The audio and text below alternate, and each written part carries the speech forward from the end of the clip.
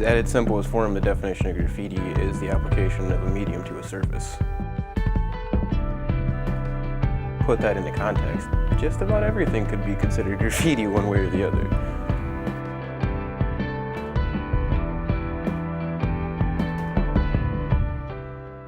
My name is Mike Birchfield, and I'm an artist. Well, after high school, I would walk across the street to the old train yard. And doing this on a daily basis, I would see graffiti from all over the country. The magnitude and just how much was there really left a huge impression on me. Well, the way it inspired me the most was the anonymous aspect of it. The work speaks for itself. That's always been one thing that I've held higher than most things in art, is the piece really should stand on its own.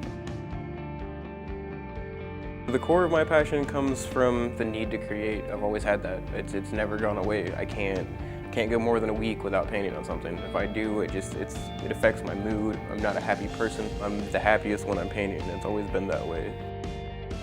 Once Sophie was born, it couldn't just be a need and a want to create. It needed to be something that I could support my daughter with. It needed to be something that was stable. In order to do that, it requires a lot of work.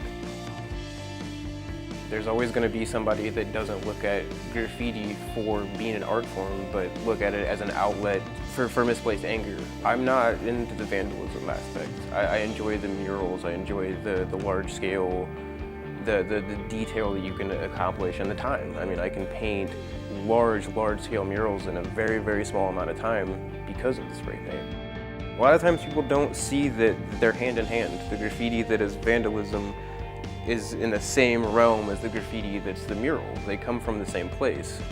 When I first started and realized I wanted to pursue the idea of graffiti and the idea of doing murals and whatnot with spray paint, first thing I had to do was find a place to do this.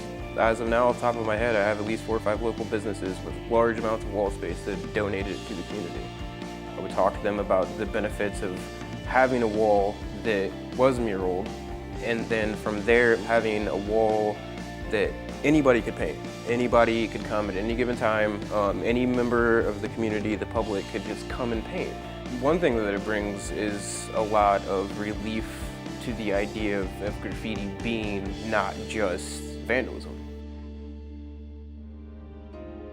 Leaving a legacy behind for my daughter to see that, you know, I accomplished things and that I did things with my life, and helping not only myself, but like reaching out to community, reaching out to other people, working with other artists has always been a passion of mine. I've been very fortunate in the work that I have done, speaking volumes to people and it being recognized and people seeking me out to do more work.